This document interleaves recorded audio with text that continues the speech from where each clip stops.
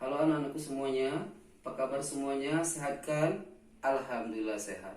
Sebelum kita belajar, yuk kita berdoa semuanya. Berdoa mulai. Selesai. Oke anak-anakku, sebelum kita belajar, nampaknya suasana dalam kelas sudah bersih dan meja, kursi tertata dengan rapi. Kemudian nampaknya semuanya masuk semuanya kan? Alhamdulillah berarti sehat semuanya. Baiklah anak-anakku, jika kalian sedang terdiam, tiba-tiba kalian memukul meja, apa yang kamu dengar?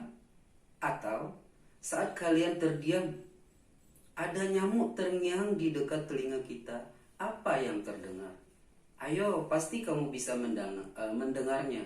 Itu adalah bunyi atau suara. Tujuan pembelajaran kita hari ini yaitu peserta didik mampu menyajikan laporan tentang sifat-sifat bunyi merambat dengan sistematis dan peserta didik dapat memahami sebuah teks yaitu berkaitan dengan gagasan pokok dan gagasan pendukung. Materi pokok kita kali ini ada dua. Yang pertama, sifat bunyi merambat. Kemudian yang kedua, menemukan gagasan utama dan gagasan pendukung dalam sebuah teks. Apa itu bunyi? Yang dikatakan bunyi itu adalah sesuatu yang dihasilkan dari benda yang bergetar.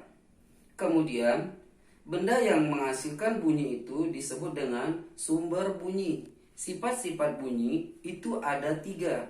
Yang pertama, bunyi itu dapat merambat melalui udara, air, dan benda padat. Kemudian yang kedua, bunyi itu dapat dipantulkan.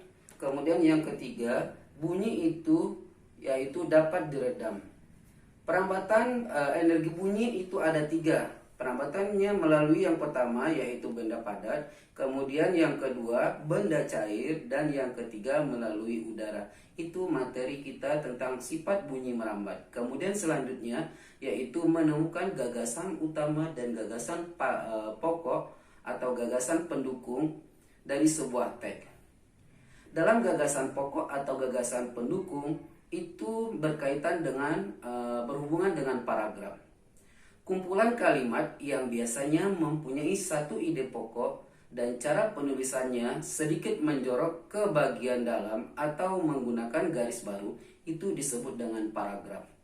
Paragraf itu sering disebut dengan alinea. Setiap bacaan biasanya terdiri atas beberapa paragraf. Setiap paragraf juga memiliki gagasan pokok dan gagasan pendukung. Bagaimana sih cara kita menemukan gagasan pokok pada suatu paragraf? Perhatikan teks berikut ini. Nah, dari teks tersebut dapat kita temukan ada yang namanya gagasan pokok, ada yang namanya gagasan pendukung. Ide utama yang dibahas dalam suatu bacaan dapat berupa kalimat inti, berupa pokok paragraf, itu disebut dengan gagasan pokok. Kemudian, uraian atau tambahan informasi untuk menjelaskan gagasan pokok itu disebut dengan gagasan pendukung. Dalam teks berikut kita bisa temukan yaitu gagasan pokoknya. Ya, dari mana sih kita bisa menemukan gagasan pokoknya? Perhatikan teksnya, dari situ kita dapat gagasan pokoknya itu adalah pawai budaya sangat menarik bagi warga Kampung Babakan. Untuk gagasan pendukungnya banyak. Bapak kasih satu contoh, yaitu pawai ini selalu menampilkan keberagaman budaya Indonesia. Mungkin itu saja pembelajaran kita hari ini, dan Bapak akhiri dengan wabillahi taufik wal hidayah. Wassalamualaikum warahmatullahi wabarakatuh.